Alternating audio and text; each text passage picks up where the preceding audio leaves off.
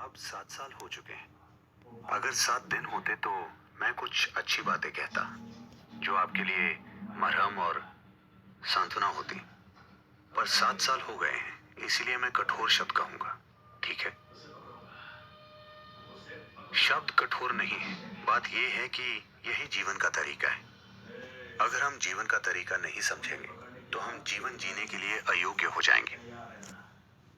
अगर हम जीवन के तरीके नहीं समझेंगे we will render ourselves unfit to live life. तो हम अपनी जीने की काबिलियत खो देंगे। तो आप अच्छे से जानते हैं कि हर दिन बहुत से लोग मरते हैं। हमारे सत्संग में बैठे बैठे इन 2 घंटों में आपको क्या लगता है कि दुनिया में कितने लोग मर गए होंगे? लगभग कितने लोग होंगे? आप में से जो डॉक्टर या अंतिम संस्कार का प्रबंध करते हैं वो जानते होंगे कितने लोग होंगे। मान लेते हैं कुछ हजार लोग, ठीक है। मैं नहीं जानता ये संख्या इससे बड़ी हो सकती है। 24 घंटों में मुझे लगता है कई मिलियन लोग मरते हैं। हाँ, कई मिलियन मरते हैं। तो 2 घंटों में भी कुछ लाख मरते होंगे। और हर इंसान जो मरता है वो किसी का प्रिय होता है। हाँ, शायद 1, 2, 5 या 10 लोग इस समय किसी की मृत्यु पर रो रहे होंगे। हाँ या ना? तो क्या हम ये कहें कि ठीक है, उन्हें मरना तो है ही, उनको अकेला छोड़ दो? नहीं, ऐसा नहीं। वो कठोरता होगी, मैं उसकी बात नहीं कर रहा। लेकिन फिर भी To understand that this is the way life is structured. ये समझना जरूरी है कि जीवन ऐसे ही बना है। लेकिन आपने अपने विचार और भावनाओं को अलग तरीके से बनाया है, जिनका किसी पड़ाव पर टूटना तय है। या तो ये तब टूटेंगे जब आप मरेंगे या जब कोई और मरेगा। अगर आप दोनों हमेशा जिंदा रहें तो हम ये झेल नहीं पाएंगे।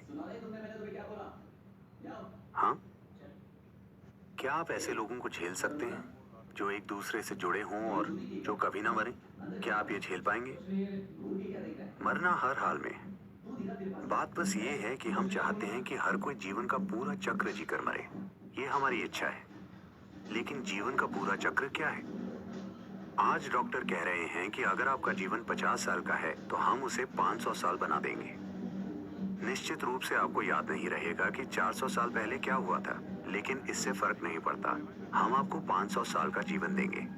बस आप जहां भी जाएं, आप में ट्यूब्स, पिन और सुइयां लगी होंगी। लेकिन आप 500 साल जिएंगे। क्या आप जानते हैं वो ऐसा बोल रहे हैं? कुछ डॉक्टर ऐसा बोल रहे हैं अब वो एक्स्ट्रा या अतिरिक्त लिवर, अतिरिक्त किडनी, अतिरिक्त दिल बना सकते हैं स्टेम सेल के इस्तेमाल से, और उन्हें आपके लिए तैयार रख सकते हैं। अगर आपके पास पैसा हो तो आज भी ऐसा किया जा सकता है। बस यही है कि 1 या 2 दिन पहले मैं इससे गहराई से जुड़े एक डॉक्टर से बात कर रहा था। वो बोले, देखिए, हम अभी आपके लिए एक अतिरिक्त लिवर तैयार कर सकते हैं, लेकिन बस यही है कि हम उसे पूरी तरह से कंट्रोल नहीं कर सकते। ऐसा हो सकता है, ये संभव है कि आपके लिवर में दांत हो। ये कैसा लगेगा अगर आपका लिवर आपको ही अंदर से काटने लगे? वाकई उन्होंने बिल्कुल यही कहा कि आपके लिवर में वाकई दांत विकसित हो सकते हैं, क्योंकि स्टेम कोशिकाओं में हम ये चीज कंट्रोल नहीं कर सकते। आपका दिल शायद बन जाए, पर शायद उसमें एक नाक हो और वो शायद धड़कने के अलावा सांस भी लेना चाहे। फिर आपको सांस लेने के लिए एक छेद खोलना पड़ेगा। इस तरह से मैं कह रहा हूं कि आप इसे खींच सकते हैं।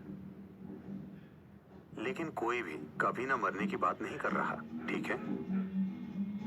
50 की जगह हमने कहा 100 साल, 100 की जगह हमने कहा 160 योग के द्वारा। अब वो कह रहे हैं 500 साल, अतिरिक्त लिवर, अतिरिक्त किडनी, अतिरिक्त दिल के साथ। अगर आप 500 साल भी जिए तो क्या आप गरिमा के साथ मरेंगे? Agio Big Bold Sale is back. Get 50 to 90% off on over 2,500 brands.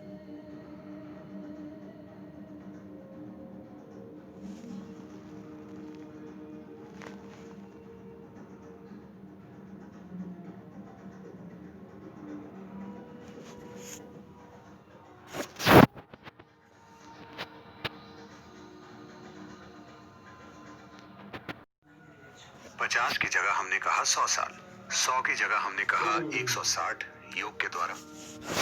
अब वो कह रहे हैं 500 साल, अतिरिक्त लिवर, अतिरिक्त किडनी, अतिरिक्त दिल के साथ। अगर आप 500 साल भी जिए तो क्या आप गरिमा के साथ मरेंगे? मैं पूछ रहा हूँ 500 साल बाद भी वही संघर्ष चलते रहेंगे, है ना? बस समय ज्यादा मिल गया और राह में कई और संघर्ष आएंगे। अंग बदलने के लिए इतनी सर्जरी होगी। ये एक अच्छा बिजनेस मॉडल है, लेकिन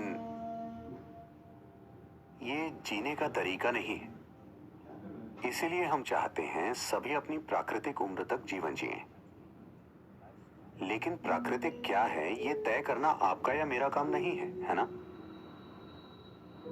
वजह चाहे जो भी हो, जब तक जीवन यहाँ है तो हम उसे सुरक्षित और पोषित करने की हर संभव कोशिश करते हैं। लेकिन जिस भी वजह से, चाहे बीमारी की वजह से या कार दुर्घटना से या गोली से या फांसी के फंदे से, जिस भी वजह से जीवन शरीर छोड़कर चला गया, इससे फर्क नहीं पड़ता कि वजह क्या थी। जैसे ही जीवन शरीर को छोड़ता है, आप उस जीवन के फैसले का सम्मान कीजिए कि उसने शरीर को छोड़ने का फैसला किया है। हमेशा अगर आप उसका सम्मान नहीं करते तो आपने उन बुनियादी चीजों को नहीं समझा है जिनसे जीवन चलता है। और वैसे भी ये जीवन के बारे में नहीं है, ये वो चीज खो जाने के बारे में है जो आपकी थी। किसी को अपना घर छोड़ना पड़ा, वो उसके बारे में 7 साल तक रो रहे हैं। किसी ने लाखों डॉलर खो दिए, वो 14 साल तक उसे लेकर रो रहे हैं। हाँ या ना? हाँ या ना? तो सवाल आपके भाई के बारे में नहीं है, सवाल दूसरे जीवन के बारे में नहीं है। आप जीवन के लिए बिल्कुल नहीं रो रहे हैं। आप इसलिए रो रहे हैं क्योंकि जो आपका था वो अब नहीं रहा। तो मैं इन्हें यही बता रहा था कि बच्चा अभी बस 4 साल का है, तो पहली चीज है उसे अपना ना मानना, क्योंकि वो आपका है ही नहीं। वो कभी आपका नहीं था। ये आप ही हैं जो दावा कर रहे हैं कि ये मेरा भाई है, ये मेरा बेटा है, वो मेरा ये है। एक रिश्ते के रूप में आप कह सकते हैं कि ये मेरा कुछ है, लेकिन आपको विश्वास हो जाए कि ये मेरा है और अगर आप उसे खो दें तो टूट जाए। ये जीवन की बनावट के साथ तालमेल में नहीं है। शायद आप इसे स्वीकार न कर पाएं और सोचें कि सद्गुरु इतने कठोर कैसे हो सकते हैं। ये मेरी बात नहीं है, सृष्टि का यही तरीका है। या तो आप इसे देखते हैं और इसके तालमेल में आकर जीवन को सबसे ऊंचे शिखर तक ले जाते हैं, या आप इसे नहीं देखते और हर चीज का रोना रोते हैं। तो ये सबसे जरूरी चीज है जो आप बचपन में करते हैं। भारत में सिर्फ एक ही वजह थी, आज इसके अलग अलग कारण हैं, पर पहले वो सिर्फ एक ही वजह से बेटा चाहते थे कि आपके बुढ़ापे में वो आपको याद दिलाएगा आपकी आध्यात्मिक जिम्मेदारी के बारे में। वो आपको आपकी मुक्ति के बारे में याद दिलाएगा। और अगर आपको जीवन में समझ नहीं आता तो वो आपके मरने के बाद भी उसका इंतजाम करेगा। सिर्फ इसी एक वजह से सभी लोग बच्चे चाहते थे।